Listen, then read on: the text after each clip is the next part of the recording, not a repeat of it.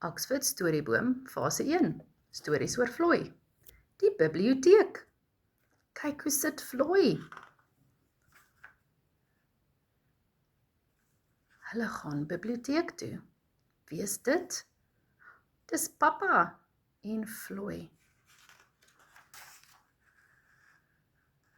Ooh, Floy sien 'n lekker stoel wat gemaklik lyk en al die boeke in die kinderhoekie. Floy sit en lees. Pappa soek ook 'n boek. Ooh, kyk al Floy se boeke. Hy wil al die boeke lees. Pappa sê hy mag net 4 boeke kies.